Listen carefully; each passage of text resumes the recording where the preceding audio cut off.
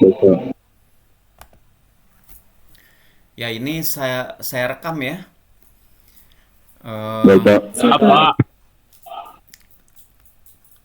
di apa Google Meet-nya saya rekam. Nanti saya bisa sharekan linknya. Nanti kalian bisa download sendiri kalau pengen mengulang. Oke, yang pertama, Bapak ingin tahu kalian selama ini bagaimana pelatihan astronominya? Apakah ada? Belum ada, Pak. Untuk di Semaga sendiri terakhir tahun lalu. Tahun lalu Itu ada oleh dibimbing oleh sama siapa Pak yang Rifani. melatih? Pak Rifani. Oh, Pak Rifani sendiri melatih. Oke, Ya, bahannya dari mana? kurang tahu tuh saya, Pak, karena waktu itu saya nggak ikut. Oh gitu. Siapa yang ikut pelatihan Pak Rifani? Afik ikut? Kelas 3, kelas 3, Pak. Kelas 3. Oh, oke. Berarti kalian sama sekali belum dapat pelatihan astronomi ya? Belum, Pak. Baik. Kalau begitu, berarti kita mulai dari nol ya. Coba. Sementara pelaksanaan kota itu dimulainya akhir Maret kalau nggak salah. Berarti waktu kita hanya ada sebulan. Mungkin kita bisa dalam seminggu bisa 2 kali, atau kalau Bapak ada waktu, Bapak bisa bikin 3 kali seminggu untuk mengejar materi ya. Terutama yang kelas 11 nih. Karena kalian tahun Siapa? depan nggak bisa ikut lagi ya. Kalau yang kelas 10 masih ada waktu untuk tahun depan ikut lagi. Kita kita sudah bisa pelajari dari sekarang. Oke, yang kelas 11 berarti kalian harus berjuang nih. Berjuang mengisi kekosongan materi. Modul nanti Bapak akan kirimkan per bab ya. Modul yang kemarin itu modul fisika bintang, itu modul Bapak yang bikin sendiri. Ya, Bapak yang ketik, Bapak yang bikin. Jadi tolong jangan disebar kemana-mana. Oke, itu khusus buat kalian saja. Itu Baik Pak. memang membuatnya dari berbagai sumber. Bapak dari astronomi dulu. Bapak kuliah astronomi S1 di ITB. Jurusan astronomi hanya satu-satunya di Indonesia. Sampai sekarang ya, hanya ada di ITB. Belum ada di tempat lain. Di tempat lain mungkin hanya mata kuliah saja dalam bentuk jurusan atau dalam bentuk mata kuliah tertentu gitu yang terkait sama astronomi. Tapi yang khusus astronomi itu hanya ada di ITB. Ya, Bapak di situ waktu kuliah S1. Oke, sekarang Bapak ingin tanya tentang kalkulator. Apakah kalian sudah punya kalkulator saintifik? Rivaldo? Ya, saya sudah. Ada. Afik ada? Siap ada Pak. Pada Nurvidia Pak. bagaimana? Siapa ada Pak? Ada ya. Raffi dan Dava bagaimana? Siap ada Pak. Siap ada Pak. Boleh ditunjukin nggak ke Bapak kalkulator saintifiknya? Boleh on cam dulu sebentar saja. Pengen lihat. Coba. Boleh tunjukin di kamera. Oke, bagus. Nurvidia, Dava oke. Afik sama Rivaldo. Wah, ketinggalan, Pak, di asrama, Pak. Oke. Oh, Rivaldo ketinggalan di asrama. Ya, memang Wah, kalkulator semacam itu yang eh, kita perlukan. Oke, udah, Afik udah. Cukup, maaf, udah Pak. kelihatan. Ya, Rivaldo ketinggalan ya. Oke, Iya, tapi itu Pak. milik sendiri ya. Ini kalkulator milik sendiri ya. Iya, Bapak Pak. tunjukin dua kalkulator. Bapak punya dua kalkulator. Nah, semacam ini. Ini sama-sama Casio. Ya, yang satu FX570, yang satu FX82ES. Nah, ini sama-sama Casio tetapi tombolnya beda. Ya, ada tombol-tombol yang berbeda, simbol-simbolnya berbeda. Sehingga Bapak harap kalian menguasai kalkulator sendiri. Gitu ya, kalau kalian pinjam-pinjam punya orang, pasti bingung lagi, harus belajar lagi. Oh, tombol ini ada di mana, tombol ini ada di mana. Nah, ini ya. Ini kalkulator udah hampir 10 tahun, ya. Ini kalkulatornya baru sekitar 4 tahunan, 4 atau 5 tahun nih. Tapi lebih canggih yang ini ya. Lebih canggih yang ini. Oke, tapi untuk kalkulator sih nggak harus yang canggih-canggih. Ya, yang penting dia sifatnya dot matrix atau natural. Oke, sehingga kalian bisa dapat misalnya kosinus 30 derajat, itu nanti keluar setengah akar 3, gitu ya. Keluar setengah akar 3. Coba aja. Coba kalian klik kosinus 30 derajat. Keluar nggak setengah akar 3? Coba langsung coba di kalkulatornya. Apakah ada yang nggak keluar? Kosinus 30. Atau akar 3/2 ya. Akar 3/2. Nah, kalau mau mengubah ke desimal, ini akar 3/2 apa sih? Kalian boleh klik yang ini. Tombol ini ada SD di sini ya. Nah, di atasnya del. Nggak tahu kalau kalkulator kalian apa. Ini kalau diklik, ini coba saya bikin kosinus 30 ya. Nah, kosinus 30 kan munculnya ini nih. Akar 3/2. Nah, kalian bisa klik tombol ini, dia jadi desimal. Nah, ini desimalnya. 0,866 sekian. Klik lagi, munculnya akar 3/2. Oke, mungkin tombol itu ada SD ya. Nah, yang SD itu diklik. Coba klik SD. Nah, dia jadi desimal ya. Kalian boleh pakai kalkulatornya. Kalau kalkulatornya juga agak mirip, dia ada SD. Tapi mungkin ada kalkulator nggak pakai SD, tapi dia punya tombol lain. Nah, kalian harus pelajari ya.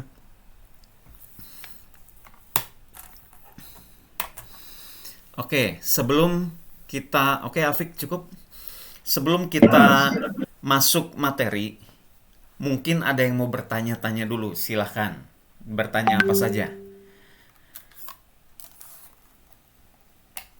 Apa yang mau ditanyakan selain materi ya? Apa gitu? Silahkan aja.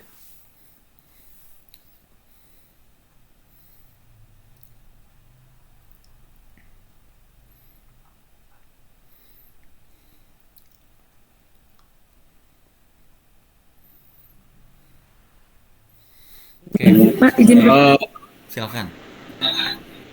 Izin bertanya Pak. Boleh. Kalkulator saya tidak kena SD-nya itu Pak. Nah, boleh off cam coba, saya coba cek. On cam ya, on cam, coba on cam. SD coba naikin ke atas lagi. Yang recall. Oh, nggak ada SD-nya ya. Nah, ini berarti tombolnya lain. Tombolnya lain. Apakah masih punya manual booknya? Kalau nggak ada manual booknya, boleh cari di internet. Itu kalau manual book biasanya gratis. Masukin aja si serinya ini punyanya Casio bukan? Mereknya. Oh, Kenko pantesan jadi beda ya. Nah, coba cek Kenko KK87MS ini di internet nanti. Coba download manual book. Ya, itu biasanya disediakan gratis. Supaya bisa memahami kalkulatornya sendiri ya. Oke, siap. Oke. Bapak pernah bukan pernah ya. Untuk keperluan astronomi kita akan selalu menggunakan kalkulator. Karena tanpa kalkulator pasti kesulitan ngitung. Karena nilai-nilai atau angka-angka yang ada di astronomi itu beda jauh dengan angka-angka yang ada di pelajaran fisika SMA. Contoh kecepatan cahaya berapa? 300.000 km per detik. Itu sebenarnya nilai pembulatan. Nilai yang benar adalah 2,9989 kali 10 pangkat 8 meter per detik. Jadi Bapak akan buat di sini 2,9989 ya, gitu ya. 2,9989 kali 10 pangkat 8. Bagaimana cara menggunakan kali 10 pangkat 8? Kalian klik tombol ini. Nah, ini ada kali 10 pangkat nih di bawah nih. Nah, ini. Klik kali 10 pangkat. Maka munculnya begitu. Kali 10 langsung angka 8. Ini kecepatan cahaya 2,9989 kali 10 pangkat 8 meter per detik. Oke, jadi ini harus dibiasakan. Bahkan Bapak ingin kalian berlatih sehingga mencet kalkulator itu cepet banget, gitu ya. Klik, cepet. Karena kalkulator ini adalah alat bantu di astronomi. Jangan sampai malah alat bantu jadi membuat kalian terhambat. Aduh, yang mana ya? Aduh, mencet apa ya? Jangan sampai seperti itu. Ini alat bantu yang sangat menolong. Kalau bisa alat bantu ini kalian ahli sekali makainya. Ya. Nah, kalau kalkulator yang tipe yang lain, ya. Oh, tipe yang saya seperti ini sama ya modelnya. Ada tipe lain dia pakainya huruf E. Di bawah ini bukan kali 10 pangkat tapi huruf E. Nah, saya nggak tahu kalkulator kalian modelnya apa. Jadi kuasai kalkulator sendiri sehingga kalkulator ini membantu sekali. Bukan malah menghambat. Pakai kalkulator malah jadi lambat gitu. Karena tidak menguasai cara menggunakan. Ya, saya sarankan kalau kalian masih punya dusnya, waktu beli kalkulator pasti ada manual booknya. Kalau nggak punya manual booknya di internet itu biasanya manual book itu gratis. Ya, tinggal masukkan saja seri kalkulatornya, gitu ya. Ketik manual book di Google, nah nanti keluar dia. Supaya nanti tombol-tombol yang ini, ya, tombol-tombol yang warna hitam ini akan sangat sering dipakai nih nanti, gitu ya. Akan sangat sering dipakai. Tombol-tombol yang ada di atas ini, di atas nol ini kan ada tulisan RND. Nah, itu apa sih? Nah, ini nanti akan sering dipakai nih. Kalau kita sudah masuk lebih dalam ya di astronomi, tombol-tombol ini akan kepake semua. Jadi, benar-benar harus dikuasai dan harus cepat gitu ya. Cepat menggunakannya. Oke. Silakan kalau ada pertanyaan lain. Pak, Ya, izin bertanya, boleh. jadwal bimbingan Jadwal itu bimbingan, bisa oke. Oh ya, betul. Jadwal bimbingan kita belum sepakati ya. Eh, Bapak adalah guru, Bapak ngajar sebagai guru, kerjanya guru SMA ya. Jadi ngajar SMA, Bapak ngajar di SMA Negeri 2 Bandung. Nah, jadwal ngajar Bapak itu normalnya adalah dari pagi sampai jam setengah 4. Normalnya. Ya, jadi kalau kita mau pelatihan di hari kerja, Senin sampai Jumat, itu Bapak bisa jam 4 lah bisa. Ya, mulai jam 4 sampai jam 6. Itu di hari kerja. Hari apa yang nggak bisa? Sepertinya semua hari bisa. Waduh, ada yang keluar sih. Oh, si Rivaldo keluar. Karena sinyal ya. Itu sinyalnya Kak. Sinyal kayaknya. Oke, ini udah gabung lagi. Kalau hari Sabtu sebaiknya pagi. Ya, karena Sabtu itu biasanya hari libur sama keluarga. Ya, jadi kadang-kadang suka pergi keluar saya sama keluarga gitu ya. Jadi kalau hari Sabtu Bapak bisanya pagi. Paginya jam berapa? Paginya jam 7 pagi. Jam 7 pagi di Bandung ya. Berarti kalau di tempat kalian jam 8 pagi. Gitu, atau kita mau bikin setengah 7 boleh. Tapi itu mungkin ada sekali 2 kali Bapak nggak akan bisa. Ya, jadi misalnya dari 10 kali hari Sabtu mungkin ada 2 atau 3 kali nggak bisa pagi. Kira-kira begitu. Kalau hari Minggu bisanya ya jam-jam segini. Mungkin dari 10 kali hari Minggu adalah 2 atau 3 kali tidak bisa. Kira-kira itu kesulitan kalau hari Sabtu atau hari Minggu. Nah, kalian bisanya hari apa? Itu pertanyaannya.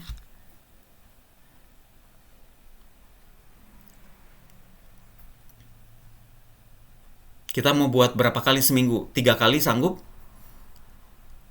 izin Pak, izin 3 kali menjawab. sanggup, Pak.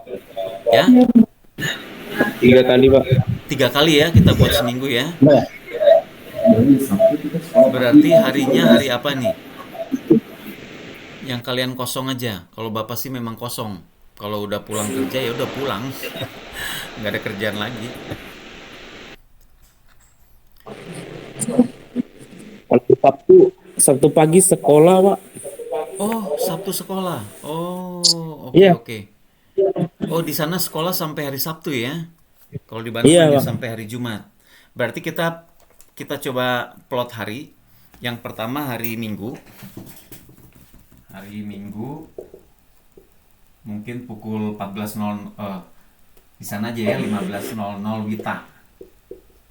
Iya. Oke, hari apa lagi? Hari, nah, Bapak tawarkan aja ya.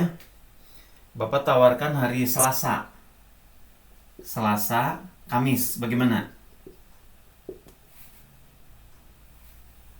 Kelihatan? Kelihatan ya? Selasa, Kamis Kelihatan, Pak. pukul, Kelihatan. Bapak bisanya pukul 16, berarti di sana 17.00.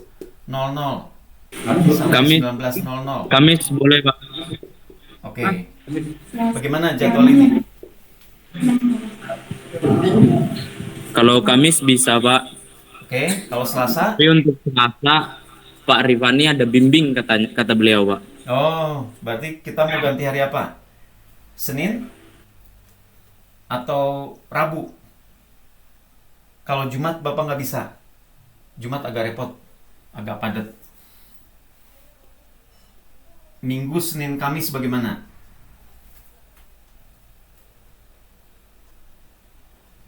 Atau Minggu, Rabu, Kamis? Rabu, Pak. Bisa nggak, Pak? Oke, Rabu ya. Ya, Pak. Berarti kita sepakat Minggu, Rabu, Kamis. Pelaksanaan 3 hari dalam seminggu ini sampai OSK saja, ya. Sampai pelaksanaan KSNK. Oh, bukan OSK namanya sekarang. Sekarang udah ganti namanya. KSNK. Setelah KSNK, nanti kita akan mungkin seminggu sekali, mungkin seminggu 2 kali. Karena jangka waktunya panjang nih, sampai tahun depan lagi pelatihannya. Ya, Pak. Gitu ya. Jadi 3 kali ini hanya sampai KSNK saja. KSNK itu mungkin akhir Maret ya. Jadi dalam waktu sebulan kita coba kejar materi. Ya, begitu. Kalau ada yang lolos ke provinsi, bagus banget. Ya, Pak Rifani memberi arahan kepada saya, mungkin tidak berharap ada yang lolos, ya, karena waktu pelatihan kita mepet. Tapi siapa tahu, gitu ya. Kalau kaliannya berjuang baik-baik, semoga ada yang lolos. Seperti itu. Amin.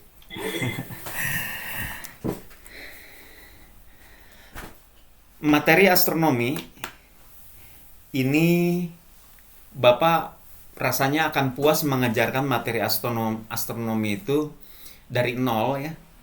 Dari nol itu mungkin Bapak perlu sekitar 30 pertemuan. 30 pertemuan itu penyampaian materi plus latihan soal, tapi latihan soalnya nggak maksimal kalau 30 pertemuan. Mungkin 30 pertemuan selesai. Jadi materi-materi yang diperlukan untuk Olimpiade itu bisa tersampaikan semua meskipun belum mendalam. Ya, belum sampai dalam-dalamnya. Kita paling hanya punya waktu 12 pertemuan ya. Kalau 1 minggu 3 kali, kita paling hanya punya waktu sebulan, katakanlah 4 minggu, berarti kita hanya punya 12 pertemuan. Artinya, apa yang Bapak sampaikan di pelatihan itu mungkin hanya kulit-kulitnya saja dan nggak bisa semuanya. Ya, that's mean itu artinya kalian harus berlatih belajar sendiri. Oke? Nanti modul-modul sih kalau bahan sih Bapak punya cukup lengkap bahan-bahan seperti bahan kemarin. Siap, Pak. Bahan kemarin tolong kalian baca itu. Baca kuasai Iya, Pak. itu. Semuanya itu banyak sekali tuh ya materinya. Itu baru 1 bab tuh. Baru 1 bab udah sedalam itu. Kita belum masuk ke modul yang lain ya. Bapak udah siapin 10 modul sebenarnya. Itu baru 1 modul tuh. Ya, seperti itu. Jadi materinya luas, kemudian apa yang akan keluar nanti di KSNK level kota? Yang akan keluar nanti bisa jadi semua materi keluar. Ya, jadi semua materi keluarnya 1 soal, 1 soal, 1 soal, 1 soal. Bisa jadi. Atau bisa jadi ada 1 bab, misalnya fisika bintang, itu keluarnya bisa 10 soal. Yang lain 1-1 gitu ya, atau ada bab-bab yang nggak muncul. Selama ini selalu seperti itu. ya soal level kota, level provinsi, dan level nasional itu selalu acak sifatnya, tidak pernah bisa diprediksi, gitu ya. Ada satu tahun tertentu banyaknya keluarnya galaksi dan kosmologi. Mekanika sama sekali nggak keluar, mekanika benda langit, nol keluarnya. Ada lagi yang lebih fokus ke fisika bintang. Fisika bintang banyak gitu soalnya. Sementara soal-soal tata surya nggak ada sama sekali. Tapi ada juga yang setiap bab keluar satu-satu gitu ya. Satu soal, satu soal, satu soal. Unpredictable. Oke. Kemudian soal-soal Olimpiade Astronomi itu, kalau Olimpiade Astronomi itu sudah mulai dari tahun 2002. Ya, tahun 2002 sudah ada lombanya. Dan dari tahun ke tahun, ya kalau kalian pelajari soal-soalnya, itu level tingkat kesulitan soalnya bagaimana? Tingkat kesulitan soalnya makin lama makin sulit. Jarang sekali, sangat jarang sekali soal tahun 2022 nanti ya mengambil soal-soal tahun yang lalu. Hanya 1-2 itu terjadi, gitu ya, hanya 1-2 soal.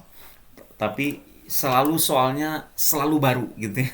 Hebat sekali yang bikin soal ini memang. Selalu baru soalnya dan tingkat kesulitannya makin lama makin dalam. Nah, itu sekedar gambaran ya. Apa bedanya kota dan provinsi? Ya, soal-soal kota dan soal-soal provinsi. Bedanya di sini. Soal kota itu lebih banyak mengutamakan matematika dan fisika. Ya, matematik SMA dan fisika SMA keluar tuh di level kota. Sementara porsi untuk astronominya sedikit. Jadi misalnya gini, soal tentang statistik. Statistik itu fisika kelas 11. Ya, tetapi statistiknya memakai bahasa bintang. Ya, di daerah langit A ada terlihat 5.000 bintang, gitu ya. Di daerah langit B terlihat sekian ribu bintang. Istilahnya pakai istilah-istilah astronomi, tetapi ngitungnya nggak ada hubungannya sama rumus astronomi sedikit pun. Emang ngitung matematik, gitu ya. Atau ngitung fisika. Misalnya gerak parabola. Kalian yang kelas 10 pasti udah dapat ya gerak parabola. Gerak parabolanya terjadi di planet Mars. Orang menendang bola gitu ya dengan berat sekian di planet Mars dengan sudut elevasi sekian derajat. Ngerjainnya nggak ada hubungannya sama astronomi, tetapi menggunakan istilah-istilah astronomi. Itu soal fisika, soal matematik. Soal yang porsi astronominya khusus itu biasanya sedikit. Nah, ketika masuk level provinsi, kondisinya berbalik. Berbalik itu apa? Soal level astronominya, soal yang benar-benar astronominya sudah semakin banyak. Soal matematik dan soal fisikanya ada, tetapi porsinya mulai sedikit. Kira-kira gitu. Nanti masuk ke nasional, soal-soalnya pun begitu. Soal astronominya makin banyak, matematik dan matematika sama fisikanya mulai sedikit. Jadi jangan heran ketika kalian buka-buka soal astronomi, loh kok ada pertanyaan sin 2 alfa ditambah sin 3 alfa sama dengan berapa? Itu nggak ada hubungannya sama astronomi, itu matematik murni itu. Tapi keluar di soal astronomi. Jadi astronomi itu yang ingin dicari adalah siswa-siswa yang punya basic matematik dan punya basic fisika yang bagus. Itu yang diharapkan lolos ke provinsi. Makanya soal-soal astronominya sih tidak begitu banyak untuk level kota. Begitu, itu gambarannya. Nanti kalau kalian masuk level nasional ya, di level nasional itu ada 4 tipe soal. Ya, ada 4 tipe soal. 4 tipe ujian. Yang pertama ujian PG, pilihan ganda saja. Kemudian ada ujian esai, ya, esai saja. Ini beda nih waktunya. Kemudian ada ujian pengamatan langit, ya, malam-malam jam 7 malam kalian disuruh datang ke sebuah lapangan gitu ya. Di situ sudah ada tim penguji banyak. Kalian nanti ke salah satu tim penguji, nanti tim penguji bisa langsung memberikan soal-soal pengamatan. Soal-soal pengamatan itu soal-soal tentang langit ya, mengamati langit. Coba tunjukkan rasi Orion di mana? Nah, misalnya gitu. Coba tunjukkan di langit ini bintang Vega yang mana? Gitu ya. Kemudian apa maksud tata koordinat langit? Oh, pokoknya itu soal-soal pengamatan, observasi. Kemudian ada soal-soal pengolahan data.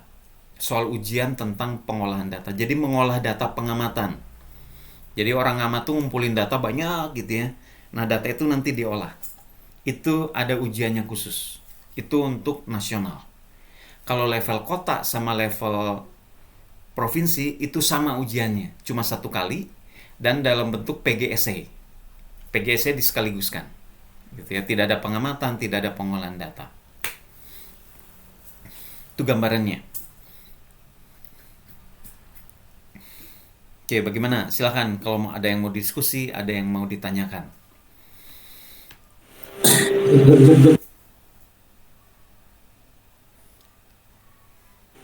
Jadi untuk total materinya berapa, Pak?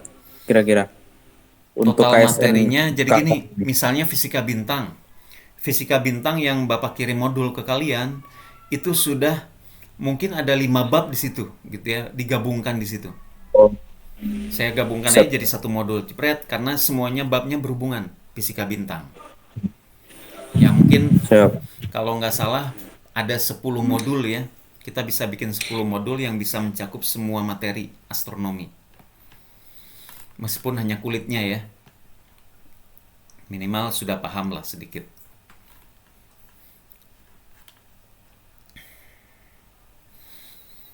Nah, ini gambarannya. Dan kalian nanti tidak ada yang namanya kerja kelompok.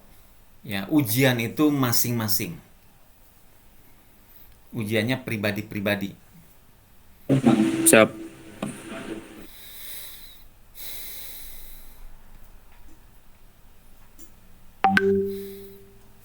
Oke. Kalau tidak ada pertanyaan lagi, kita coba masuk materi ya. Untuk modul, coba kita share screen.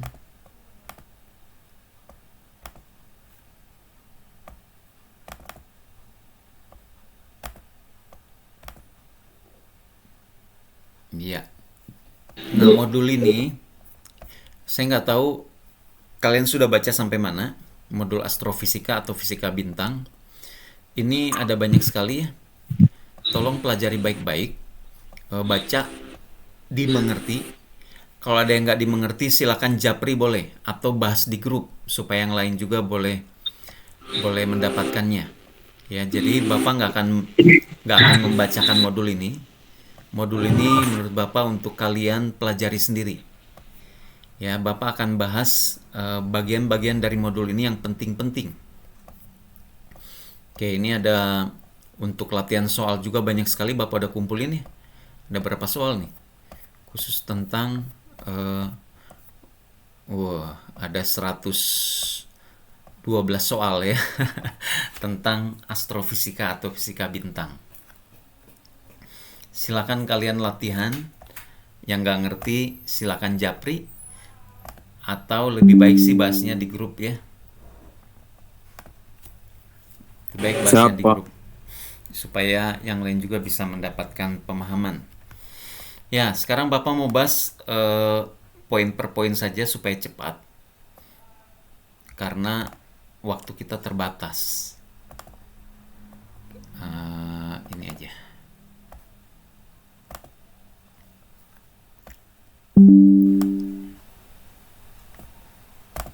Iya. Ini isinya sama dengan modul tapi lebih ringkas. Ya, kalau PowerPoint-nya begitu. Astrofisika atau besaran-besaran datar, besaran-besaran dasar pada fisika bintang. Perhatikan ini, gambar ini. Ada yang tahu ini rasi apa?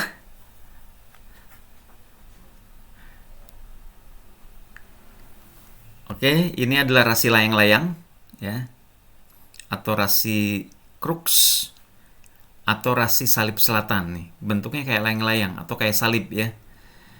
Makanya disebut rasi salib selatan atau rasi Crux. Nah, kemudian ini adalah rasi Sagittarius. Segini nih, rasi Sagittarius gede. Ini 2 bintang terterang di rasi Sagittarius. Namanya Alpha eh, Sagittarius dengan sebentar. Ini adalah bintang terdekat dari bumi ya. Namanya Alpha Centauri. Oh sorry, bukan rasi Sagittarius, rasi Centaurus. Ini rasi Centaurus. Ini Alpha Centauri yang sebelah sini. Ini Beta Centauri. Alpha Centauri ini adalah sistem bintang 3. Ya, ini sekedar intermezzo saja ya. Ini ada 3 bintang di sini yang saling mengorbit. Tapi kalau dari bumi kelihatannya cuma 1 bintang. Dan inilah bintang terdekat di bumi. Ya, bintang terdekat dari bumi. Jaraknya sekitar 4,2 tahun cahaya. Dekat sekali. Ya, dekat sekali sih dalam skala kosmik ya. Kalau dalam skala manusia sih ini jauh banget ya. Nah, oke. Ya, kita akan pelajari 11 poin pada slide ini. Poin pertama sebenarnya bukan benda hitam, tapi poin pertama sebenarnya semacam pendahuluan. Kalau yang sudah baca modul pasti nangkep apa yang Bapak kasih nih ya, karena ini sama saja. Oke, astrofisika adalah penerapan ilmu fisika. Artinya fisikanya harus ngerti ya, kita terapkan pada benda langit. Informasi yang kita terima dari langit ya, kita terima informasi itu hanya cahaya gelombang elektromagnet. Itu yang kita tangkap ya. Pancaran gelombang elektromagnet dibagi dalam berbagai jenis bergantung panjang gelombangnya. Ya, ada gelombang radio, ada gelombang inframerah, ada gelombang optik. Gelombang optik itu Meiji-Kuibinio ya. Meiji-Kuibinio. Nah, ini ada panjang-panjang gelombangnya nih.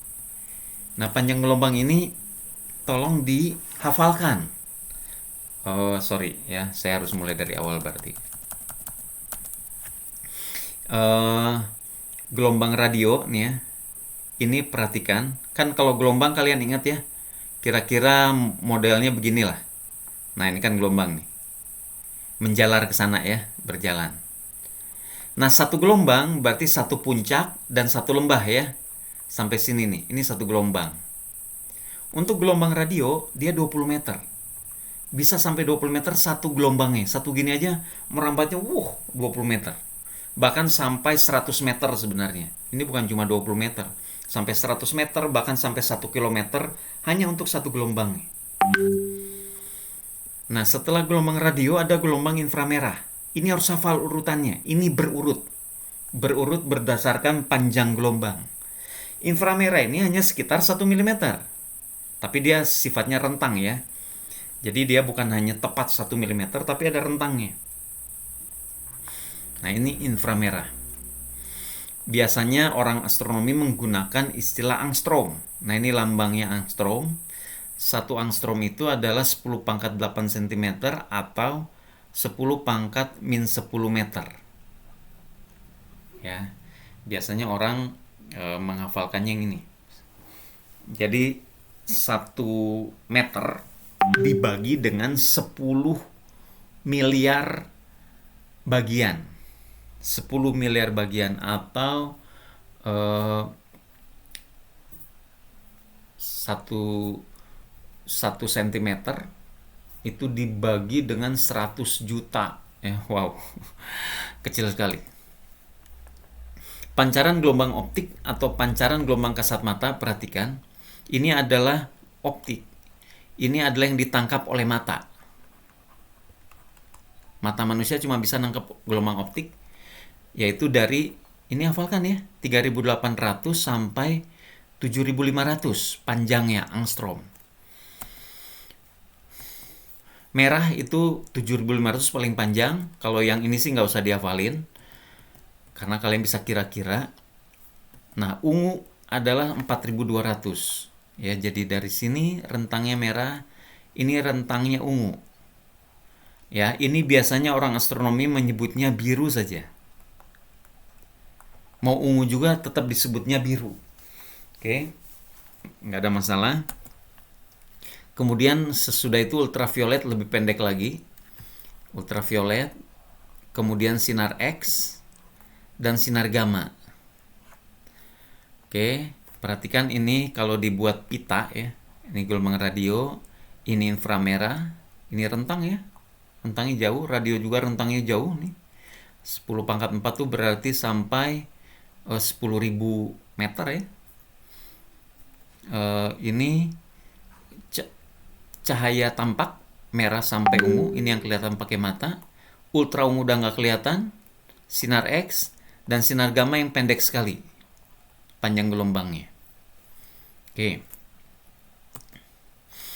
Nah, gelombang elektromagnetik ini dipancarkan oleh langit, dan benda langit itu masuk ke bumi.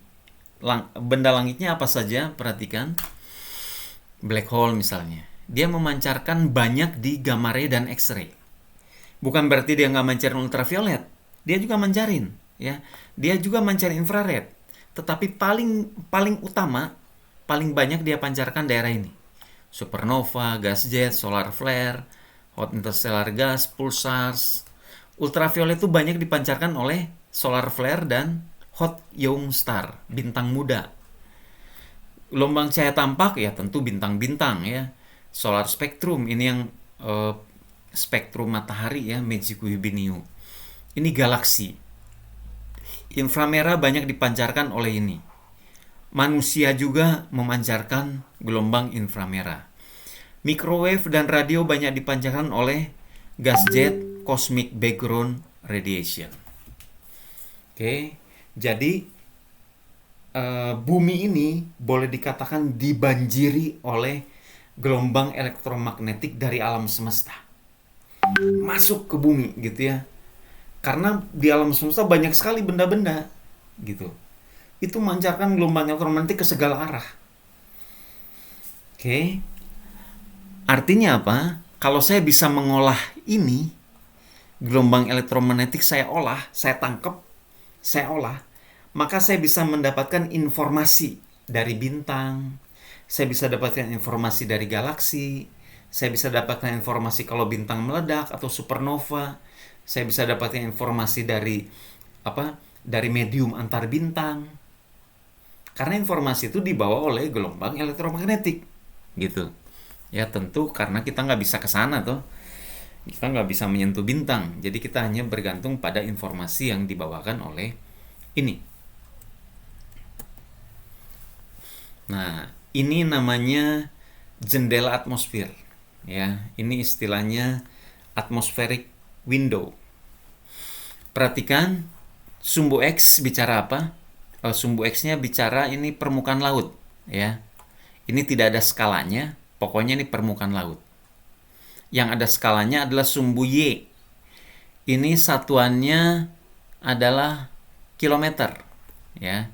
Jadi ini 3 km, 6 km, 12 km, dan seterusnya. Berarti ini bicara ketinggian dari permukaan laut. Oke.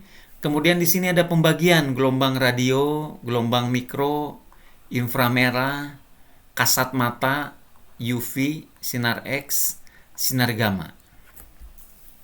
Misalnya sinar gamma. Sinar gamma ini segini, tapi dibatasi sampai segini. Artinya apa? Dia cuma bisa nembus sampai ketinggian 25 kilo. Ya, ini kan sekitar 25 kilo ya. Gunung Everest berapa kilo? Gunung tertinggi di dunia, puncak Everest, itu ada di 8,8 km. Jauh sekali ya. 8 kilo di sini ya. Artinya kalau kita berdiri di puncak Everest sekalipun, kita nggak akan pernah mendapatkan sinar gamma dari luar angkasa. Di stop, ditahan oleh atmosfer. Sinar X apalagi ditahan oleh atmosfer. Sinar ultraviolet ditahan oleh atmosfer. Kecuali ada sebagian kecil dari sinar ultraviolet yang tidak ditahan oleh atmosfer. Ya, ada bagian kecil yang bisa lolos ke permukaan bumi. Kenapa lolos? Karena sinar ultraviolet yang lolos itu dia memberikan efek positif kepada tubuh manusia. Dia mengubah provitamin D yang ada di bawah kulit kita menjadi vitamin D. Vitamin D diperlukan untuk kesehatan tulang gitu ya, gigi. Ya, kira-kira begitulah, untuk kulit gitu. Nah, jadi ultraviolet nggak lolos semua. Dan kita harus bersyukur kenapa ini nggak lolos. Ini sinar-sinar dengan energi tinggi. Apa yang saya maksud energi tinggi? Kalau saya kena sinar gamma, maka saya langsung gosong. Ya, ini radiasi yang mematikan bagi makhluk hidup di bumi. Kita bersyukur Tuhan menciptakan atmosfer yang bisa menahan energi tinggi ini. Contoh misalnya ultraviolet itu ditahan oleh lapisan apa? Masih ingat? Lapisan ozon. Di beberapa tempat lapisan ozon itu rusak, bolong. Artinya ultraviolet dari matahari tembus saja ke bumi. Efeknya apa? Kanker kulit. Ya. Jadi kalau kalian pernah dengar iklan ya, ultraviolet itu dibagi A, B, C gitu ya. Ada rentang A, rentang B, rentang C. Yang bermanfaat untuk tubuh manusia katanya UVA. Kalau UV bagian B, kelompok B itu dia menghitamkan kulit. Tapi UV yang C itu energinya lebih tinggi. Itu bisa menyebabkan kanker kulit. Oke, kira-kira gitu. Kasat mata lolos sampai permukaan laut. Dan kita bersyukur ini lolos. Kalau nggak lolos, maka mata kita akan memandang segala sesuatu cuma black and white saja. Ya, monokrom. Karena kasat mata masuk, kita bisa melihat magic wibiniu, paduan-paduan warna. Wah, jadi indah. Bumi jadi tempat yang indah. Bersyukur ini lolos. Ya. Inframerah nggak lolos sampai permukaan bumi. Dia tertahan di sekitar ketinggian 6 km. Oke. Gelombang mikro itu bagian dari gelombang radio ya. Nah, ini satu paket sebenarnya. Sekarang dibagi dua, gelombang mikro dan gelombang radio. Gelombang mikro sebagian lolos yang dekat ke radio. Yang lain nggak lolos. Jadi sebenarnya mikro sama inframerah ini energinya tidak tinggi. Artinya kita terpapar gelombang mikro dan inframerah pun aman. Kita nggak akan gosong. Beda sama sinar gamma. Gelombang radio lolos sampai permukaan laut. Sampai permukaan bumi. Makanya atmosfer bumi itu disebut sebagai jendela optik dan jendela radio ya. Orang menyebutnya jendela optik dan radio. Optik itu magic wibiniu, radio itu ya gelombang radio lolos. Oke. Apakah ini menguntungkan? Yes, menguntungkan di satu pihak, di satu sisi. Tapi di sisi lain, hal ini merugikan. Kenapa merugikan? Karena ini kan membawa informasi bintang. Ya, gelombang mikro membawa informasi bintang. Inframerah membawa sinar X, ultraviolet, sinar gamma membawa informasi tentang alam semesta. Jadi dari segi sains, kita kalau di permukaan bumi, kita nggak akan dapat sinar X dari bintang-bintang, nggak akan dapat. Kita cuma bisa dapat gelombang radionya sama gelombang kasat mata. Artinya ada informasi yang tidak sampai ke bumi nih tentang si bintang. Dari segi sains ini merugikan. Tapi orang sains tidak pernah putus asa. Kenapa tidak pernah putus asa? Orang sains kirimkan roket ke luar angkasa. Kirimkan satelit pengamat sinar X. Ya, ada namanya satelit Chandra X-ray ya, dia mengamati sinar X. Kirimkan satelit untuk mengamati sinar gamma, kirimkan satelit mengamati gelombang mikro. Kira-kira gitu. Kalau di bumi kita cuma punya teleskop yang biasa yaitu untuk mengamati gelombang optik, sama teleskop radio yang kayak antena parabola. Antena parabola itu gelombang radio tuh nangkep tuh. Ya, jadi di bumi hanya boleh 2 teleskop. Untuk teleskop mengamati yang lain, kirim ke luar angkasa meskipun biayanya gede gitu ya. Ya, tapi itulah dinamika atau bagaimana orang ingin mencari tahu tentang alam semesta. Ya, nangkap sampai sini ya. Ini penjelasan ini saya lewat karena udah saya bahas. Oke. dengan mengamati gelombang elektromagnet ya. Kalau kita sudah dapat gelombang elektromagnet, kemudian gelombang ini akan kita olah. Ketika kita mengolah gelombang elektromagnet, ya, apa yang kita dapat? Yang kita dapat pertama kita punya letak. Letak itu posisi ya. Kita punya informasi tentang gerak benda. Oh, benda bergerak ke arah ini gitu ya. Dengan kecepatan sekian, kita bisa dapat tuh. Kita bisa dapat kekuatan atau kecerahan pancaran. Oh, bintang ini terangnya sekian, bintang ini terangnya sekian. Kita bisa dapat mempelajari warna, spektrum, polarisasi. Kita bisa, nah ini kurir yang lain, bentar dulu, sini dulu. Artinya, informasi apa saja yang bisa saya dapat dari sebuah benda langit ketika saya mengolah gelombang elektromagnet.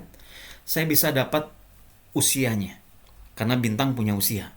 Saya bisa dapat unsur-unsur yang menyusun bintang itu sebagaimana. Saya bisa dapat proses-proses yang terjadi di dalam bintang. Saya bisa dapat ukuran bintang. Dia sebesar apa sih? Masanya sebesar apa sih? Saya bisa dapat apa saja yang terjadi pada bintang itu. Kita bisa memprediksi bintang itu nanti ratusan tahun kemudian dia ada di posisi mana. Apakah dia, kalau kita mengamati komet atau asteroid, kita bisa prediksi ini bakal nabrak bumi atau enggak, gitu ya. Dia punya kecenderungan nabrak bumi enggak? Kalau dia nabrak, dia kapan nabraknya? Itu bisa diprediksi semua. Ya, gerhana matahari sudah bisa diprediksi sampai orde 0,01 detik. Gitu ya. Kapan itu akan terjadi? Ordenya 0,1 atau 0,01 detik. Orang bisa prediksi 100 tahun kemudian. Hebat sekali. Ya, jadi pengetahuan kita tentang alam semesta ini lahir dari sini sebenarnya. Kenapa kita bisa tahu ada galaksi Andromeda gitu ya. Ada bintang ini, ada bintang itu. Nanti tahun 2000 sekian akan ada asteroid yang mendekati bumi tapi nabrak enggak gitu ya. Itu semua diprediksi dengan ilmu-ilmu fisika. Oke, selain gelombang elektromagnet, ini ada kurir lain untuk mengotak-atik alam semesta. Ini penjelasannya Bapak udah jelasin di modul. Tinggal kalian baca saja. Sinar kosmik, pancaran neutrino, gelombang gravitasi. Oke, sampai di sini. Apakah ada yang mau bertanya? Silahkan.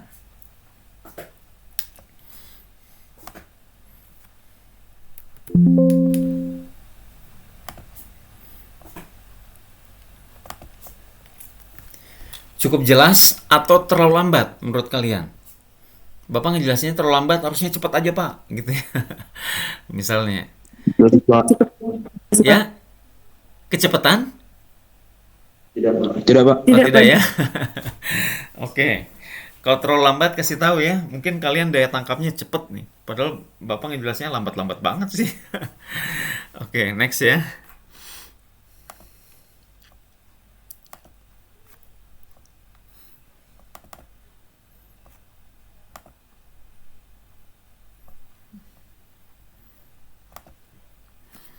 Ini sudah tadi. Iya, kita akan masuk pada benda hitam. Benda hitam Bapak sengaja beri warna tulisan ini dari ungu sampai ungu lagi ya. Berwarna-warni lah, istilahnya berwarna-warni. Kenapa harus dibuat berwarna-warni? Karena ada alasannya. Benda hitam ya hitam dong Pak. Warnanya hitamin aja. Enggak gitu. Oke. Ini benda khusus ya. Dia cuma menyerap energi tanpa memantulkannya kembali. Ini yang namanya benda hitam. Oke. Dia kerjanya cuma menyerap energi saja. Biasanya kita bisa lihat meja, kenapa? Ada cahaya datang ke meja, kemudian meja itu mantulin. Gitu ya, mantulin ke mata kita. Sehingga kita bisa melihat meja itu. Jadi kalau benda itu hanya menyerap energi, nggak ada yang dipantulin, kita nggak bisa lihat dong benda itu. Ya, di satu sisi, kalau kita hanya melihatnya setengah, ya benar, kita nggak bisa lihat benda itu. Karena dia nggak ada mantulin cahaya. Tapi, ya ada tapinya. Oke. Ada istilah koefisien benda hitam, E, menyatakan seberapa hitamnya benda itu. Bukan warnanya yang hitam, tetapi seberapa besar energi yang datang dipantulkan. Ya. Biasanya persentase ini ya, atau di antara 0 sampai 1. Kalau E-nya 1 atau 100%, berarti semua energi diserap. Nggak ada energi apapun yang dipantulin. Oke. Contohnya apa sih? Ini contohnya yang dikasih tahu nih. Contohnya adalah ini nih. Iya. Contohnya ini. Lubang yang kecil. Kalian punya lubang di dalam sebuah kotak atau kalian punya kaleng gitu ya. Kalengnya kaleng tertutup, bikin lubang. Nah, lubang itu adalah penyerap energi. Ya, kenapa? Karena dia tidak memantulkan energi. Karena energi datang, ya nggak bisa mantul. Orang namanya lubang gitu ya. Masuk aja ke dalam kaleng, dipantul-pantulin si energi itu di dalam kaleng sampai habis. Jadi, lubang itu tidak memantulkan energi. Jadi, lubang itu adalah benda hitam. Oke? Lubang yang kecil ya. Oke, kalau dia nilainya di antara 0 dan 1, Bapak kasih istilah kurang hitam. Ya, tapi kurang hitamnya dikasih tanda kutip. Artinya benda ini masih ada memantulkan sebagian energi datang. Oke. Warna dari benda hitam ternyata tidak selalu hitam. Mengapa? Ya, ini dikasih tahu. Kalau suhu si benda hitam sekitar 3000 derajat, warnanya merah. Kok bisa? Jika suhunya puluhan ribu derajat, warnanya biru. Kok bisa begitu? Nah, ini dia alasannya.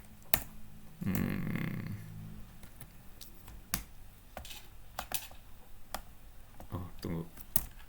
Ya. Ya.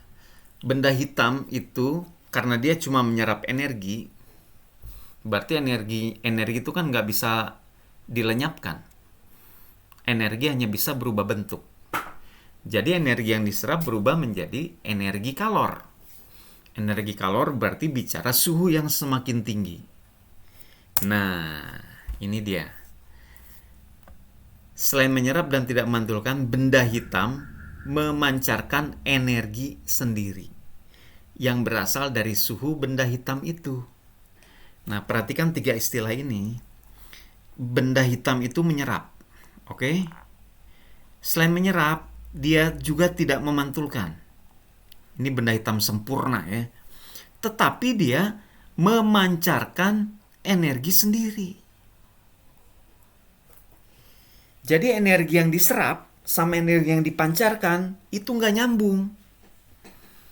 Gitu ya. Energi yang diserap dan energi yang dipancarkan itu berbeda karena pemancaran energinya berasal dari dirinya sendiri. Yaitu karena suhu. Gitu ya. Jadi sumbernya berbeda nih. Tetapi sama-sama energi sih sebenarnya. Cuma energinya sudah berubah-ubah bentuk aja. Gitu ya. Jadi energi kalor, dari energi kalor nanti berubah jadi energi radiasi. Radiasi itu pemancaran. Nah, kondisi di mana laju penyerapan energi sama dengan laju pancaran energi disebut keadaan setimbang termal. Nah, ini istilahnya. Ya, atau setimbang termodinamik. Artinya yang diserap 100 nih, karena dia punya suhu tinggi, dia memancarkan energi lagi. Energi yang dipancarkan 100 juga. Terima 100, pancarin 100. Berarti sudah stabil. Gitu ya, sudah stabil. Kalau stabil, maka ini yang terjadi. Suhu benda menjadi konstan. Sifat pancaran dari sebuah benda hitam ternyata bisa dipelajari orang. Bisa dipelajarinya di mana? Di laboratorium. Di lab. Orang bisa bikin benda hitam di lab? Bisa. Saya lupa, saya punya gambarnya nggak di sini ya. Oke. Gini, saya gambarkan saja. Orang punya bola besi. Bola besinya bola besi yang berongga gitu ya. Di sini adalah sebuah silinder. Nah, silinder ini adalah lubang, ya. Ini lubang. Di mana bola ini ya bola berongga Dia bola berongga ini. Jadi ketika ada cahaya masuk ke sini, cahayanya dipantul-pantulkan di dalam dan tidak bisa keluar. Jadi lubang ini adalah black body. Black body ya. Kalau bahasa Inggrisnya black body atau benda hitam. Nah, karena dia cuma menyerap energi, maka suhunya di sini tinggi. Bahkan bisa dipanaskan sebenarnya. Bisa dikasih api di sini ya untuk memanaskan si bola besi ini. Nah, ketika dia dipanaskan, lubang ini mulai memancarkan energi. Mulai memancarkan energi sendiri. Nah, ini ceritanya ya. Ketika dia pancarin energi ini diteliti memakai alat-alat tertentu. Ketika diteliti, orang bisa membuat yang namanya kurva radiasi benda hitam. Nah, inilah yang namanya kurva radiasi benda hitam. Kita pelajari sumbu-sumbunya. Di sini adalah sumbu alfa, ini adalah panjang gelombang ya. Ini panjang gelombang. Panjang gelombang elektromagnetik. Ya, kita lihat di sini satuannya mikrometer. Mikrometer itu 10 pangkat min 6 ya. Itu mikro. Dari 0 sampai 2 mikrometer. Ya, 0 sampai 2 mikrometer. Ini berarti kalau 2 mikrometer ini sih 2 mikrometer ini ada pada daerah inframerah ya. Nah, di sini dikasih batas ya. Perhatikan. Nah, ini punyanya inframerah, sementara di sini punyanya kasat mata, di sini punyanya ultraviolet. Ultraviolet ini optik ya, kasat mata itu optik, magic venue, ini infrared. Nah, alat yang dipakai untuk meneliti ini ya, dia bisa menentukan namanya intensitas spesifik. Apa itu intensitas spesifik? Jadi panjang gelombang 0,25 dia memancarkan intensitasnya berapa besar? Oh, ternyata sekian besar ya. Yang 0,50 seberapa besar? Oh, di sini letaknya. Ini pun sama. Setiap panjang gelombang itu bisa diukur intensitasnya berapa yang keluar dari sini. Maka orang memperoleh kurva radiasi benda hitam yang bentuknya seperti ini. Ketika suhunya 8000 Kelvin, ini suhu ya, 8000 Kelvin, orang menemukan seperti ini jadi tidak rata. Jadi artinya ketika suhunya 8000 Kelvin, puncak dari kurva itu ada di daerah ultraviolet. Artinya, benda dengan suhu 8000 Kelvin paling banyak memancarkan ultraviolet. Apakah dia pancarkan kasat mata? Yes, dia pancarin nih. Ini kasat mata nih. Tapi masih lebih tinggi ultravioletnya. Inframerah dipancarin? Yes, masih dipancarin nih. Nih ya. Tapi rendah banget. Yang paling kuat itu dia memancarkan ultraviolet. Lihat ya. Kalau pada suhu 7000 Kelvin, perhatikan puncaknya. Puncaknya makin bergeser ke arah panjang gelombang yang panjang. Ya, 6000 Kelvin puncaknya sudah ada di daerah kasat mata. Ya, 6000 Kelvin nih. 5000 Kelvin masih daerah kasat mata. 4000 Kelvin puncaknya terus bergeser. Ya, jadi puncaknya ini semakin turun suhunya, dia akan bergeser ke panjang gelombang yang lebih panjang. Semakin suhunya naik, dia bergeser ke arah panjang gelombang yang lebih pendek. Panjang gelombang yang panjang, yang semakin panjang ini disebut lambda biru. Ya.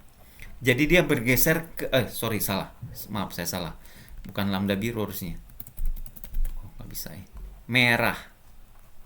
Ya, kalau panjang gelombangnya pendek, ini namanya biru. Jadi suhu rendah dia bergeser ke arah merah. Suhu tinggi dia bergeser ke arah biru. Itu istilahnya. Bisa dipahami ya? Semoga bisa dipahami. Nah, perhatikan nih. Ya. Bintang sebagai benda hitam. Ini adalah percobaan yang ada di laboratorium. Nah, alat yang sama dipakai untuk mengukur bintang. Ternyata bintang punya kurva radiasi benda hitam yang mirip, ya. Ini cuma dia ada naik turunnya ya. Bintang kelas O5 54.000 Kelvin suhunya ternyata sangat mirip dengan black body BB ya. Benda hitam pada suhu 54.000. Ini puncaknya di mana? Puncaknya di sini. Ya, nggak kelihatan. Jadi hanya kelihatan yang sebelah sininya. Apa artinya? Artinya bintang adalah black body, benda hitam. Ini kesimpulan yang dibuat ya, dengan menyamakan apa yang ada di lab dengan apa yang ada di alam. Itu kesimpulannya. Berarti semua hukum-hukum ya, semua hukum-hukum yang berlaku pada benda hitam ketika orang melakukan percobaan di lab, hukum-hukum ini berlaku untuk bintang. Oke, ada berapa sih hukum-hukum yang berlaku pada benda hitam? Bapak mau sebut 2 saja ya, ada 2 hukum. Hukum yang pertama namanya hukum Wien. Ini hukum yang pertama. Hukum Wien itu rumusnya ini. Lambda max, yang namanya lambda max ini apa? Ini sebenarnya lambda puncak. Jadi puncaknya ini misalnya yang suhu 7000 Kelvin ya. Puncaknya ada di sini. Nah, kita lihat lambdanya ke bawah. Nah, ini berapa nanometer? Kalau ini pakainya satuan nanometer. Ini berapa nanometer? Inilah yang diisi dengan lambda puncak. Jadi orang menyebutnya sebenarnya lambda P. P itu dari kata peak. Ya, peak itu puncak. Lambda dari kurva puncak kalikan suhunya, itu akan selalu mendapatkan sebuah konstanta yang namanya konstanta Wien. 2,898. Permisi Pak, Ya, gimana? mohon maaf Pak, untuk kami yang Islam Pak, mau sholat. Oh, oke. Berarti Bapak harus kasih waktu sholat ya. Iya Pak, Berapa lama biasanya?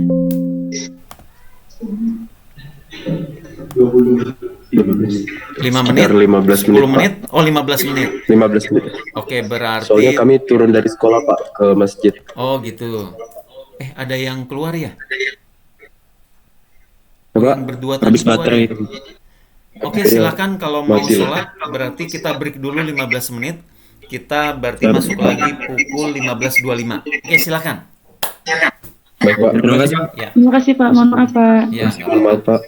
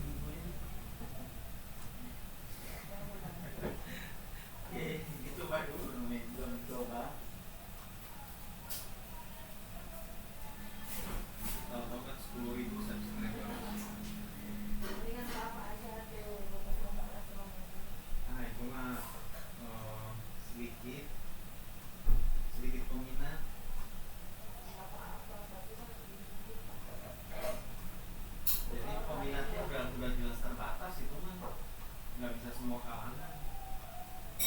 Kalau masak mah semua kalangan pasti mau.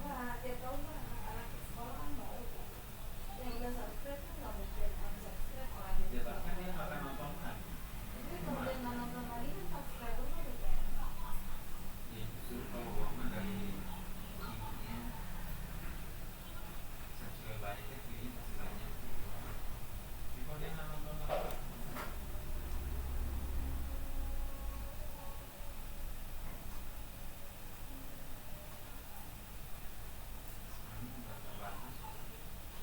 Sekolah palingan 2 orang.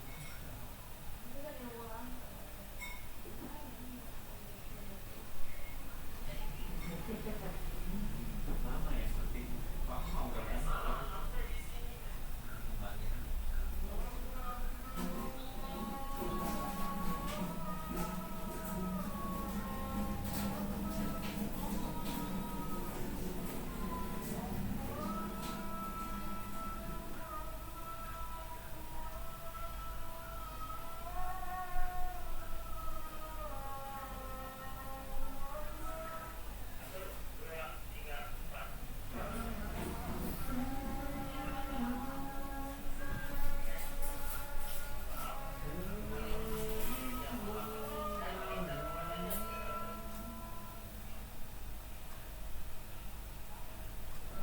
Kamis, Minggu, Rabu, Kamis pokoknya.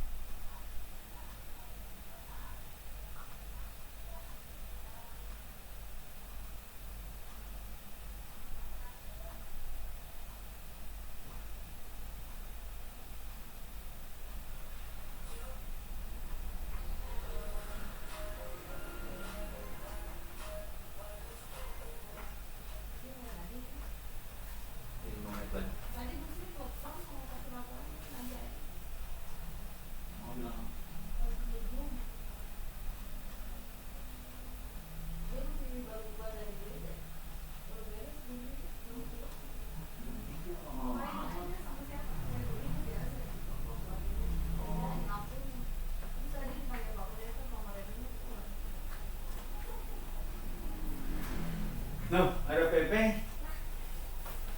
Pepe pasti yang matiin lampu dah. Siapa yang matiin lampu nih? Biasanya Pepe. Nah gitu.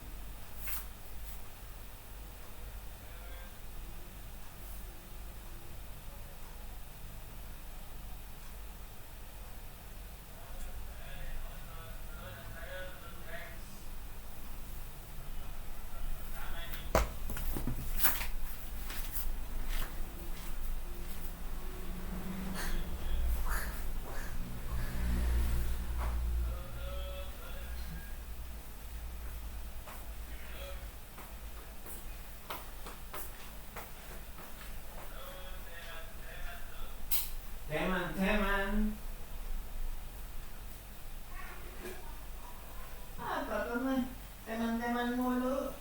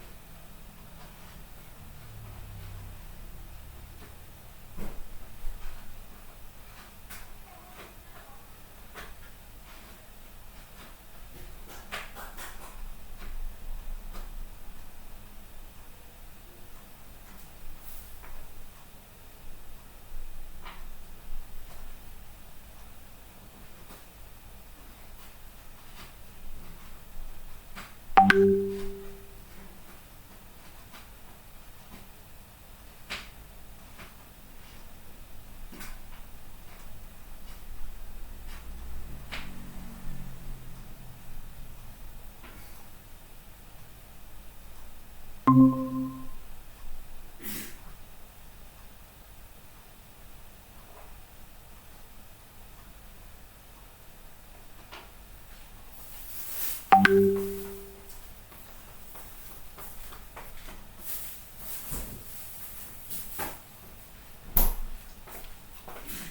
ke pasar beli lagi ini mah gula merah.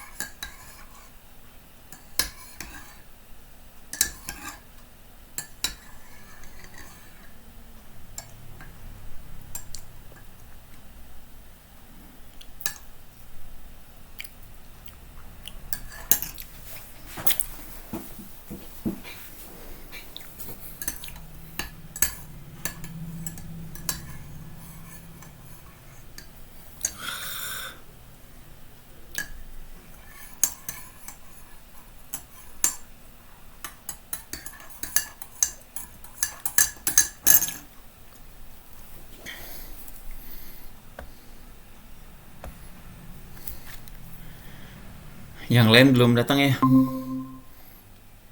Oke.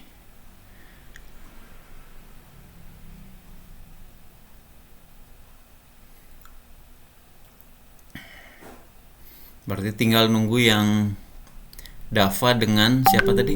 Raffi.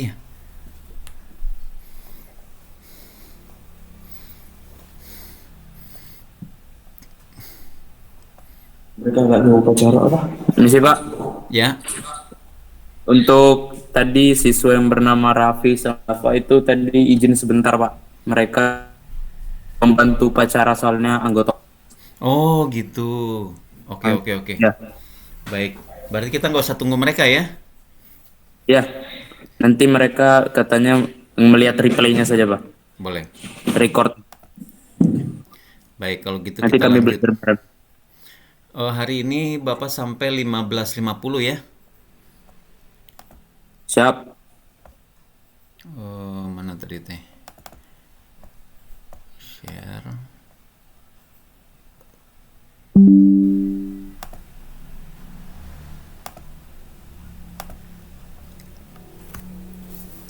Ini sudah. Ya. Ini adalah hukum Wien. Tolong catat rumus ini. Ini rumus yang berasal ditemukan di laboratorium melalui penelitian. Ya, melalui penelitian, melalui penurunan rumus, orang dapat hukum Wien.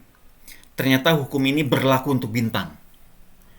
Oke, perhatikan. K adalah konstanta. Artinya nilainya tidak akan berubah mau pakai bintang manapun. 2,898 kali 10 pangkat min 3. Lambda max diperoleh dari mana? Kalau kita punya kurva radiasi bintang. Oke, kurva radiasi bintang, apakah bisa kita dapat? Bisa, ya. Kurva radiasi benda hitam atau kurva radiasi bintang bisa diperoleh. Namanya memakai alat yang namanya adalah fotometer. Fotometer ini pasang di belakang teleskop, ya. Kemudian kita arahkan ke bintang yang mau kita cari kurva radiasinya. Arahkan saja. Fotometer ini terhubung ke laptop atau ke komputer. Ya, ada kabel penghubungnya. Nanti ketika pas ke bintang, nanti di komputer itu muncul, kurva ini muncul, pelan-pelan muncul titik demi titik gitu ya. Nggak langsung bentuk garis. Titik, titik, titik, titik, titik, titik, titik, muncul satu-satu gitu ya. Pelan-pelan nanti terbentuk kurva radiasi benda hitam. Kemudian puncaknya, sebenarnya di komputer sudah jalan sih. Kita lihat puncaknya, lihat di bawahnya dapat berapa si lambdanya, masukin aja ke sini. Lambda yang ini masukin ke sini. Apa yang kita dapat? Kita dapat suhu efektif bintang. Jadi mau mengukur suhu bintang bisa pakai rumus ini. Asal punya alat namanya fotometer dan punya teleskop tentunya ya. Fotometernya udah satu paket tuh, program sama program aplikasi komputernya. Nah, begitu. Ini cara mengukur suhu bintang. Kenapa sih orang tahu suhu bintang matahari 5778 Kelvin gitu ya. Bintang 6000 Kelvin, bintang ini 8000 Kelvin, bintang ini 10.000 Kelvin. Dari sini caranya. Ya, orang bisa menentukan suhu bintang seperti itu. Hebat ya. Dengan memakai rumus fisika. Ini rumus fisika. Rumus ini nanti kalian dapat ya. Kalau kalian belajar fisika di kelas 12 semester 2, nanti diajarin tuh ada bab namanya radiasi benda hitam. Nah, ini dipelajari. Nah, ternyata rumus fisika ini bisa diterapkan untuk benda langit karena benda langitnya berupa benda hitam. Ya, ini rumus yang pertama ya. Jadi ada dua rumus yang diterapkan untuk bintang. Ini rumus pertama, rumus kedua saya nggak tahu, mungkin munculnya di bab yang lain. Oh, ini contoh saja ya.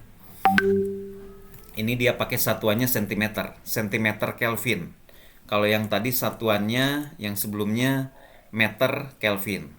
Jadi kalau meter Kelvin 2,898 kali 10 pangkat min 3. Kalau kita ubah satuan dia jadi 0,2898. Nah, itu hanya masalah satuan saja.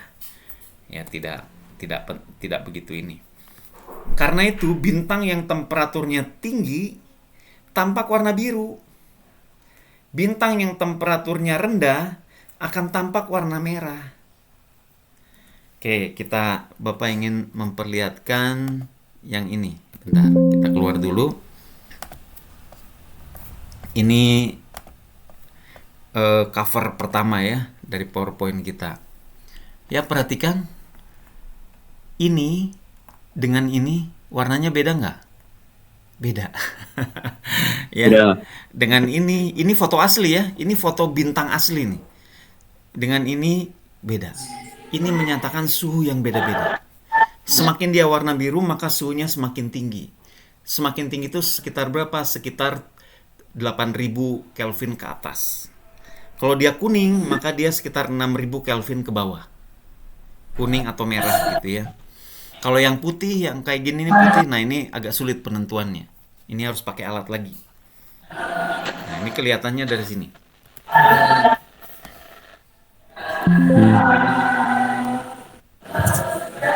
Coba kita kembali ke mana tadi sudah sampai sini ya.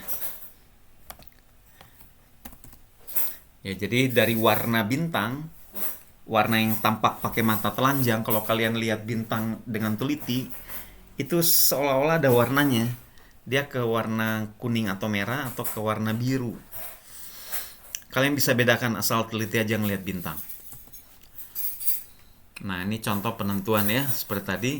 Dengan alat fotometer kira-kira dapat begini, tapi sebenarnya kalau pakai fotometer tidak akan halus seperti ini. Ini kan mulus banget ya. Kalau pakai fotometer tuh ada yang gini nih. Nah, ada yang naik turunnya. Kadang-kadang sulit menentukannya puncaknya yang mana gitu ya. Nah, ini kalau sudah pakai alat fotometer. Tapi anggaplah ini kurva yang mulus. Ya, tinggal lihat puncaknya, berapa panjang gelombangnya. Maka kalian bisa dapat menentukan suhunya, masukkan ke rumus ini. Ini berarti satuannya ini sentimeter, ini Kelvin. Ya, maka didapat 8000 Kelvin. Ya, ini ke sentimeter karena satuan lambdanya dalam sentimeter. Jadi nyambung ke rumus ini. Kalau satuan lambdanya dalam meter, berarti gunakan 2,898 kali 10 pangkat min 3 tadi ya. Ini meter kali Kelvin. Ya, suhu bintang sekitar 8000 Kelvin dengan rumus ini. Next. Contoh. Contoh ini adalah saya lewat saja. Kalian nanti pelajari sendiri nih contoh-contoh begini ya.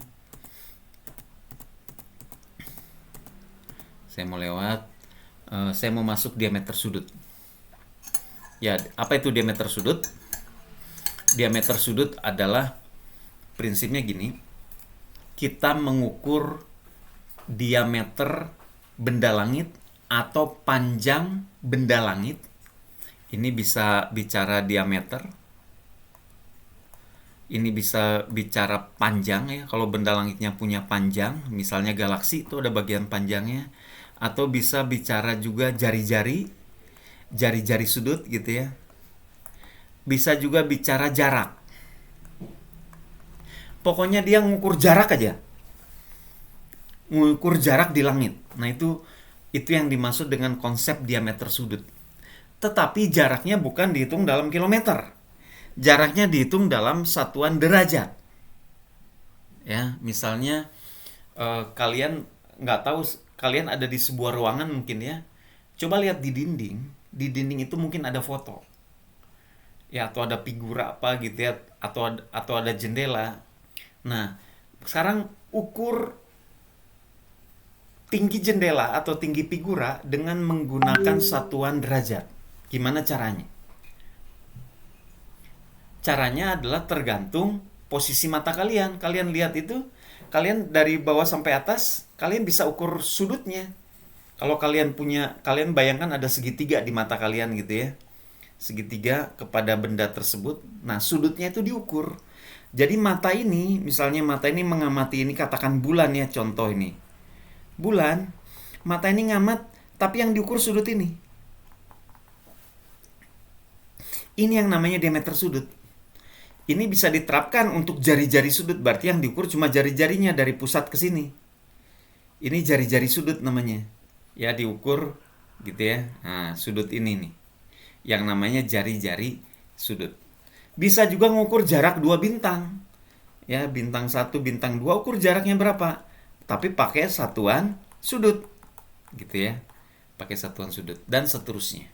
Rumusnya sederhana saja ini. Ini namanya diameter sudut. Ini namanya panjang sebenarnya. Panjang sebenarnya ya. Kalau diameter berarti diameternya berapa meter.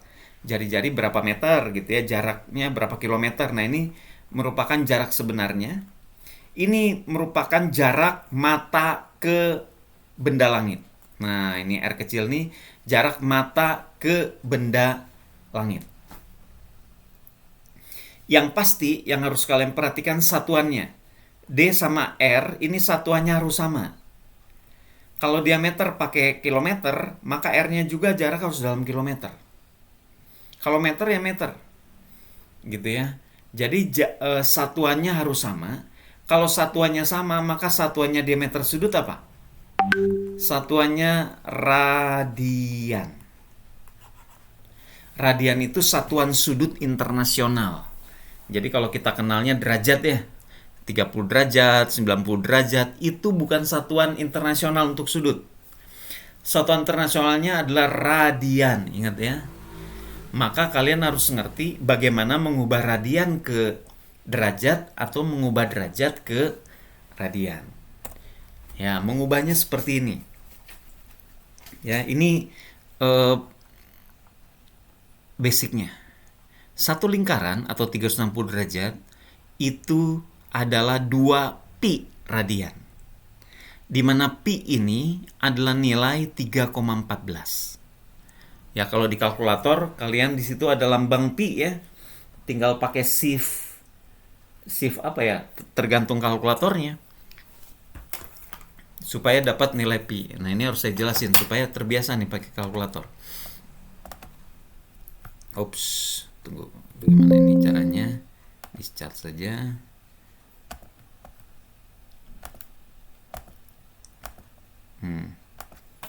Ya. Misalnya kalkulator ini saya nyalain dulu ya. Pi-nya yang mana? Perhatikan pi itu ada di sini. Tulisan di atas kali 10 pangkat X ini ada tulisan pi. Karena dia warnanya di atas tombolnya, berarti mengeluarkannya harus pencet shift. Shift itu ini. Shift, pencet ini. Maka akan muncul nilai pi. Ya, saya tinggal bikin sama dengan saja. Sama dengan pi ya. Nih, muncul pi. Saya pencet ini SD, yang ini, keluar angkanya.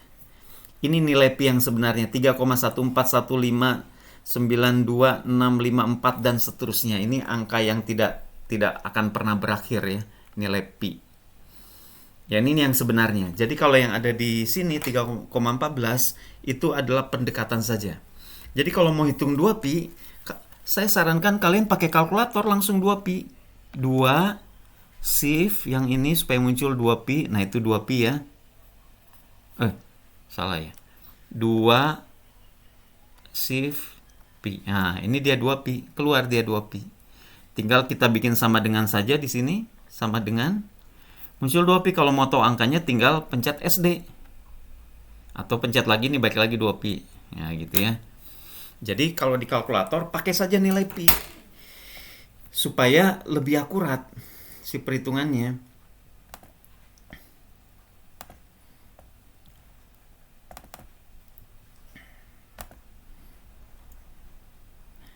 Ya. Oke. Ya, sekarang kalau begitu, maka saya bisa dapat 1 derajat adalah 0,01745 radian. Ya, tinggal bagi saja 2 pi dengan ini adalah 2 pi dibagi 360 derajat. Kalian boleh coba di kalkulator masing-masing. Atau 1 radian kita balik, 1 radian adalah 57,3 derajat. Gede ya? 1 radian itu 57,3 derajat, itu 1 radian. Nah, dalam astronomi ya, itu sudut terbesar aja, diameter sudut matahari itu adalah setengah derajat. Ini diameter sudut matahari loh. Artinya matahari atau bulan sama ya. Kira-kira diameter sudutnya sama. Nah, jadi kita butuh nilai yang lebih kecil. Maka orang membuat ini. 1 derajat itu adalah 60 menit busur. Ini bacanya menit busur. Atau 3600 detik busur. Oke? Jadi dengan demikian saya bisa dapat hubungan ini. 1 radian itu adalah 206.265 detik busur. Atau 206.265 detik busur. 1 radian. Angka ini tolong dihafalkan. Karena angka ini sangat sering keluar di dalam astronomi. Ya, 1 radian itu 206.265 detik busur. Ini bukan koma ya. Ini bukan 206. Tapi ini 206.265 detik busur.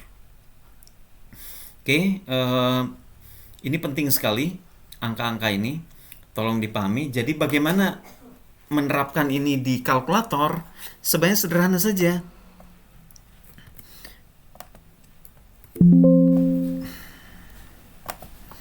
Menerapkan ini di kalkulator, saya tunjukkan lagi ya. Menerapkan ini di kalkulator tuh ada simbol ini. Nah, ini nih. Ya, derajat, detik, menit busur dan detik busur nih. ini ada satu tombol.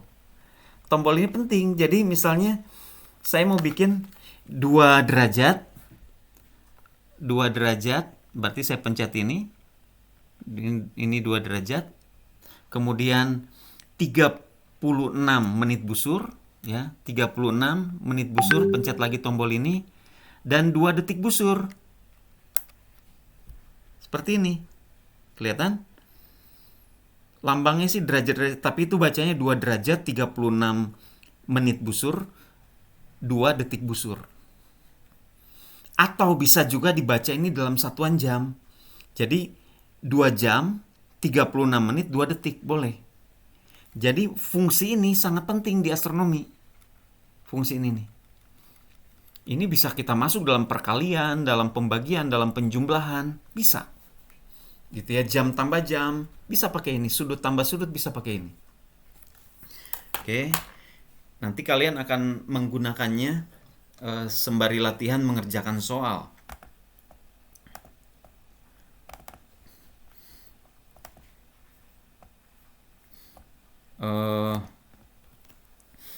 Terakhir ini. Ya, ini langkah praktis ya. Kalau kalian rentangkan tangan ya, rentangkan tangan seperti gambar orang ini. Kemudian kalian lihat ujung jari tengah ini kira-kira 1 derajat. Jadi kalau kalian keker bulan, pakai ujung jari ini dengan tangan yang direntang, bulan tuh hanya menempati setengah ujung jari. Karena bulan tuh kira-kira setengah derajat. Ya. Kalian bisa buktikan sendiri. Kok kecil banget sih? Bulan kan gede. Oh, kata siapa? Coba aja pakai teknik ini. Dia hanya setengah derajat. Kalau satu gini dia 20 derajat ya. Kalau di tangan dikepal dia 10 derajat. Jadi rentangkan tangannya begini, nanti dikeker si bulannya. Ini salah satu teknik untuk teknik praktis ya di dalam menggunakan diameter sudut. Oke, ini ada soal. Ya, jika diameter sudut matahari diamati oleh astronot yang mengorbit planet kerdil Pluto pada jarak 39 SA. Jadi diameter sudut matahari kalau dilihat di Pluto dia kecil gitu ya. Kalau dilihat di bumi dia membesar karena jaraknya kan menjauh ya ke Pluto. Padahal mataharinya tidak membesar, tidak mengecil, tapi tampak oleh mata membesar atau mengecil tergantung jarak kita. Jadi kita tinggal menghitung saja kalau pakai ini. Berapa ukuran diameter sudut matahari? Nah, tinggal pakai rumus. Nih ya. Ini rumusnya. Sudah dikasih ini di sini. Ya, ini rumusnya, masukkan diameter matahari nih. Diameter kalau ini jari-jari matahari. Ini ada di daftar konstanta ya, jari-jari matahari. Matahari itu lambangnya bulat titik ya. Karena diminta diameter, jangan lupa kalikan 2. Kemudian jaraknya, jarak Pluto ke matahari tadi 39 satuan astronomi. Satuan astronomi itu segini. Ini dapatnya dari mana? Ini dapatnya dari daftar konstanta. Perhatikan angkanya. Bukan angka-angka yang bagus ya. Jadi kalkulatornya harus dimainkan. Harus latihan sebanyak mungkin pakai kalkulator. Jadi soal-soal ini jangan cuma dilihat, kalian langsung pakai kalkulator hitung. Bener nggak? Sama nggak dengan kalkulator saya hasilnya? Gitu ya. Jadi kalian hitung, dapat satuannya radian. Jangan lupa tadi 1 radian adalah 206,265 detik busur. Tinggal kalikan, kalian dapat 49,2 detik busur. Ya, jadi kecil sekali itu ya. 49,2. Kalau di bumi sih, matahari itu setengah derajat. Setengah derajat itu 1800 ya. 0,5 derajat itu kan setara dengan 30 menit busur atau 1800 detik busur. Ini cuma sekitar katakanlah 50 detik busur. Jadi berapa kali lebih kecil nih? 1800 dibagi dengan 50. Gitu ya. Sekitar 36 kali lebih kecil ya si mataharinya kalau kita lihat dari Pluto. Oke, bisa dipahami penjelasan yang diberikan? Ya, bisa Pak. Bisa Pak. Ya. Silakan kalian lanjutkan mempelajari di modul ya. Di modul itu udah jelas sekali Bapak kasih penjelasan-penjelasan. Silakan pelajari. Nanti kita ketemu lagi di hari Rabu berarti ya. Hari Rabu jam 5 sore waktu Tenggarong. Oke, waktu Indonesia Tengah. Berarti di Bandung sekitar jam 4 sore ini. Nanti kalau ada yang tidak mengerti boleh dibahas di grup kita japri, dan Bapak nggak usah jelasin dari awal. Bapak cepat aja ngejelasnya karena kalian sudah belajar sendiri. Inginnya begitu ya. Oke, cukup untuk pertemuan hari ini. Kita sudahi ya. Terima kasih untuk perhatiannya. Nanti link rekaman akan saya sharekan. Terima kasih Pak. Iya, Terima kasih Pak.